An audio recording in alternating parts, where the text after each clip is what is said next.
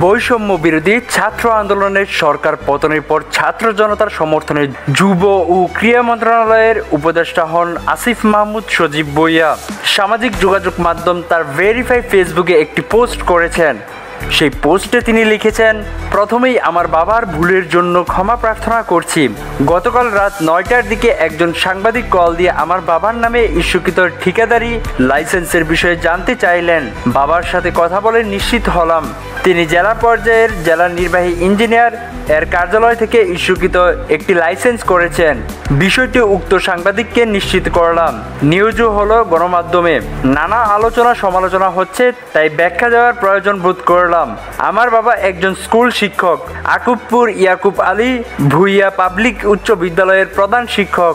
স্থানীয় একজন ঠিকাদার কাজ পাওয়ার সুবিধার্থে বাবার পরিচয় ব্যবহার করার জন্য বাবাকে লাইসেন্স করার পরামর্শ দেন।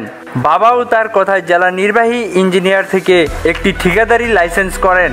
রাষ্ট্রের যে কোনো ব্যক্তি ব্যবসা করার উদ্দেশ্যে যে কোনো লাইসেন্স করতেই পারে, তবে আমি সংশ্লিষ্ট মন্ত্রণালয়ের দায়িত্বরত থাকা অবস্থায় বাবার ঠিকাদারি ব্যবসা জড়ানো স্পষ্টভাবে কনফ্লিক্ট অফ ইন্টারেস্ট। বিষয়টি বোঝানোর পর আজ বাবার আবেদন প্রেক্ষিতে লাইসেন্সটি বাতিল করা হয়েছে। বাবা হয়তো কনফ্লিক্ট অফ ইন্টারেস্টের বিষয়টি বুঝতে পারেননি, সেজন্য বাবার পক্ষ থেকে ক্ষমা প্রার্থনা করছি। মধ্যবর্তী সময়ে উক্ত লাইসেন্স ব্যবহার করে কোনো কাজের জন্য আবেদন করা হয়নি। স্বাধীনতা টিভি বাংলা, ন্যাশনাল ডেস্ক।